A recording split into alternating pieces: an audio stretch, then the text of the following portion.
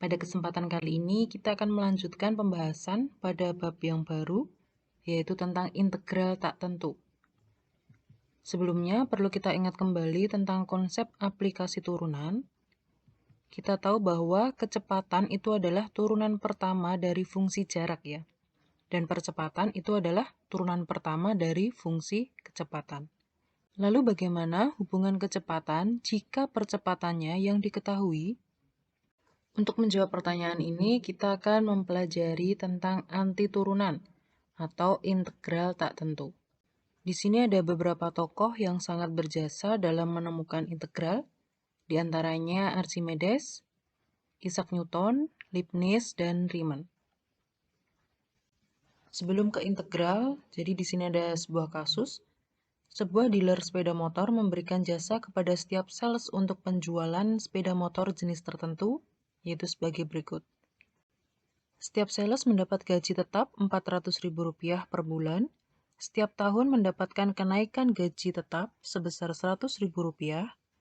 Setiap penjualan diberikan insentif Rp200.000 per unit. Nah, apabila dalam bulan Maret 2020 diperoleh data penjualan sebagai berikut. Di sini disebutkan Dinda yang masa kerjanya sudah 2 tahun berhasil menjual 22 unit. Untuk Sukma telah bekerja selama 10 bulan, berhasil menjual 18 unit. Darmawan telah bekerja selama 3 tahun, berhasil menjual 25 unit. Dan Tony yang sudah bekerja 4 tahun, berhasil menjual 21 unit. Dari data ini bisa kita susun fungsi penghasilan untuk masing-masing sales. Untuk Dinda, Fx-nya itu sama dengan 200.000 dikali 22. Ini untuk insentif dari penjualan 22 unit tadi ya. Ditambah untuk gaji yang diperoleh Dinda, yaitu 600.000, ini diperoleh dari gaji tetapnya 400.000, dan karena Dinda sudah bekerja selama 2 tahun, maka mendapatkan kenaikan gaji yaitu 200.000. Jadi totalnya yaitu 600.000. Sehingga untuk penghasilan Dinda bisa kita tuliskan sebagai fungsi Fx ya, yaitu sama dengan 2x ditambah 6. Untuk penjualannya ini kita misalkan sebagai X, kemudian ini disederhanakan menjadi 2X ditambah 6.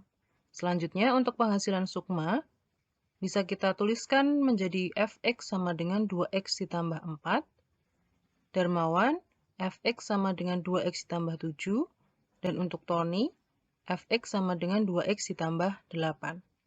Selanjutnya, fungsi penghasilan dari masing-masing sales tadi bisa kita tuliskan dalam tabel berikut. Nah, apabila f aksen x sama dengan fx itu adalah turunan dari fx, maka akan kita peroleh yang pertama, untuk fx sama dengan 2x ditambah 6, di sini fungsi asalnya kita tuliskan sebagai fx ya, f-nya huruf besar. Untuk turunannya, bisa kita tuliskan f aksen x atau fx, f-nya dalam huruf kecil. Dari sini kita peroleh turunan dari 2x ditambah 6 itu adalah 2, ya. Selanjutnya, turunan dari 2x ditambah 4 itu juga 2. Turunan dari 2x ditambah 7 itu juga 2. Dan turunan dari 2x ditambah 8 itu sama dengan 2 juga. Selain dari fungsi ini, kita masih dapat menentukan banyak fungsi lain yang turunannya itu adalah 2. Di antaranya, jika fx-nya sama dengan 2x, maka turunannya juga 2 ya. Selain 2x, bisa juga kita tentukan fx-nya sama dengan 2x dikurangi 1. Ini juga mempunyai turunan 2. Bisa juga fx-nya 2x dikurangi 5. Turunannya juga 2. Kalian juga bisa menentukan untuk fungsi yang lain ya, selain fungsi yang kita sebutkan ini tadi. Dari sini, bisa kita simpulkan, secara umum, sebuah fungsi yang mempunyai turunan 2 itu adalah 2x ditambah c. Perhatikan, dari beberapa fungsi fx ini tadi, ini yang membedakan hanya konstanta di belakang ini ya. Nah, konstanta ini bisa kita simbolkan dalam c. Jadi, suatu fungsi yang mempunyai turunan 2 itu adalah 2x ditambah c.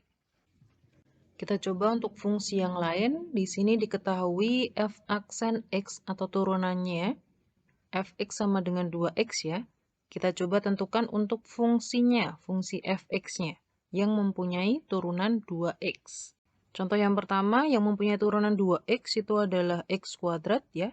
Turunan dari x kuadrat itu adalah 2x. Untuk contoh yang kedua, misalkan fx-nya sama dengan x kuadrat ditambah 1. Dari sini turunannya juga 2x. Contoh yang lain, x kuadrat dikurangi 2, turunannya juga 2x ya. Bisa juga nanti kalian tentukan untuk fungsi yang lain. Nah, dari sini secara umum, bisa kita tuliskan untuk fungsi yang mempunyai turunan 2x itu adalah x kuadrat ditambah c. Sama dengan yang tadi ya, jadi dari fungsi fx ini tadi, yang membedakan itu adalah konstantanya. Ini bisa kita tuliskan sebagai C. Jadi suatu fungsi yang mempunyai turunan 2x itu adalah x kuadrat ditambah C. Selanjutnya, perlu kita ketahui bahwa proses menentukan fungsi fx ini tadi, sedemikian hingga turunannya atau f aksen x itu dinamakan proses antiturunan atau pengintegralan tak tentu. Jadi inilah yang disebut dengan integral tak tentu atau antiturunan. Di sini disebutkan antiturunan karena memang integral itu adalah lawan atau inverse dari turunan. Jadi, jika diketahui fungsi fx, untuk mencari turunan, kita tentukan f aksen x-nya ya. Nah, sebaliknya, jika diketahui turunannya atau f aksen x-nya, untuk menentukan fungsi asalnya, fx, itu kita lakukan dengan proses pengintegralan. Kemudian untuk operasi pengintegralan atau operasi integral itu dilambangkan dengan simbol ini ya. Secara umum bisa kita tuliskan dengan integral fx dx itu sama dengan fx ditambah c. Ini integral dari turunannya sama dengan ini fungsi asalnya ya. Jangan lupa ditambah c. Jadi untuk kasus yang tadi, integral 2 dx itu sama dengan 2x ditambah c. Sedangkan untuk kasus yang ini bisa kita tuliskan integral 2x dx itu sama dengan x kuadrat ditambah c. Bisa juga nanti kalian tentukan untuk integral 3x kuadrat ditambah 2 dx itu sama dengan x pangkat 3 ditambah 2x ditambah c, di mana c-nya ini adalah konstanta.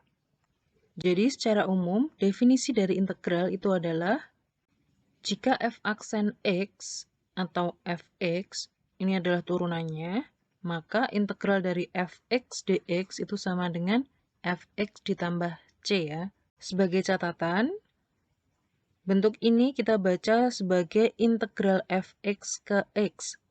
Jadi dx di sini artinya kita mencari integral dari fx ke x. Kemudian, lambang integral itu diambil dari huruf Yunani, yaitu S, dan fx itu disebut sebagai integran, turunannya ini tadi, dan fx disebut hasil integralnya, fungsi asalnya tadi. Dan untuk proses menemukan fx dari turunannya itu disebut pengintegralan. Selanjutnya, kita coba tentukan pola hubungan dari turunan dan antiturunan untuk fx sama dengan ax pangkat n. Di sini sudah disediakan tabel yang terdiri dari turunan, antiturunan, dan pola hubungannya. Kita coba pahami satu persatu ya. Yang pertama, jika diketahui turunannya itu adalah 1 di sini bisa kita tuliskan dalam fungsi x yaitu 1 dikali x pangkat 0 ya. Nah, jika turunannya 1, maka antiturunannya itu adalah x. Di sini kita tuliskan sebagai 1/1 x pangkat 1. Kita peroleh pola hubungannya, itu adalah 1/0 ditambah 1, x pangkat 0 ditambah 1. Oke, perhatikan ya, dari fungsi turunannya ini tadi, koefisien 1 ini kita tuliskan sebagai pembilang, kemudian pangkatnya di sini 0, ini kita tuliskan sebagai penyebutnya 0, dan untuk pangkatnya ya juga 0. Dan untuk 1 di sini itu adalah tetapan. Jadi penyebutnya ditambah 1, pangkatnya juga ditambah 1. Jadi dari sini kita peroleh antiturunannya itu adalah 1/ini 1, x pangkat 1. Atau anti turunannya adalah X. Gitu ya. Untuk contoh yang kedua, misalkan di sini turunannya itu adalah 2X. Ini bisa kita tuliskan sebagai 2 dikali X pangkat 1. Kita tahu tadi bahwa anti turunan dari 2X itu adalah X kuadrat ya. X kuadrat ini bisa kita tuliskan sebagai 2 per 2 X pangkat 2. Nah, dari sini kita peroleh pola hubungannya itu adalah sebagai berikut.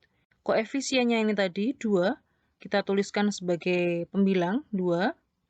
Kemudian per, untuk pangkatnya di sini 1, kita tuliskan sebagai penyebut ya, 1. Kemudian jangan lupa ditambah 1, ini adalah tetapannya ditambah 1. Pangkatnya 1 ini tadi juga ditambah 1.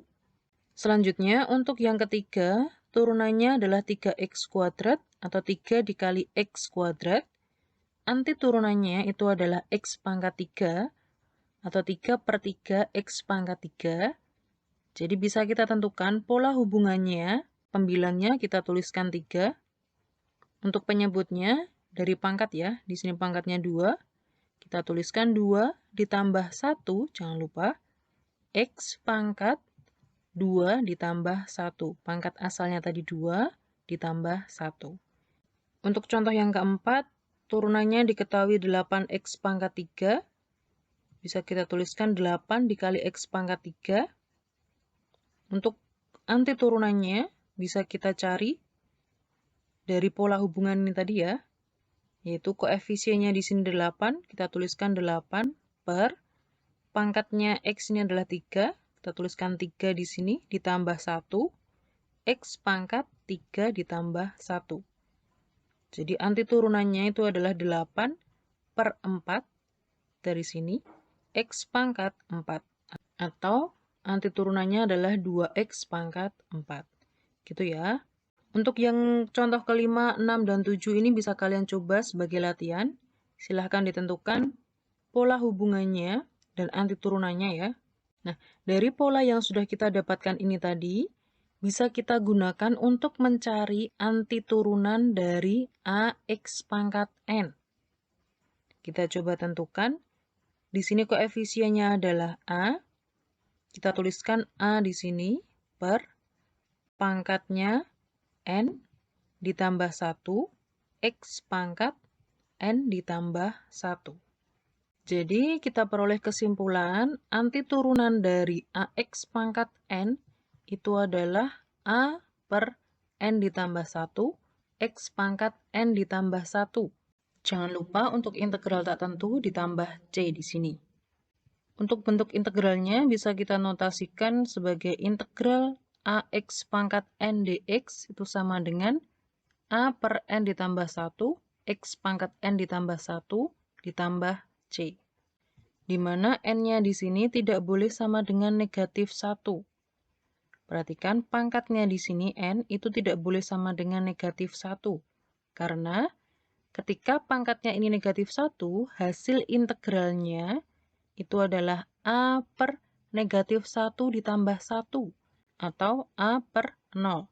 Kita tidak bisa menentukan ya A per 0 itu berapa. Jadi N-nya di sini tidak boleh negatif 1. Dan A, C itu adalah bilangan real.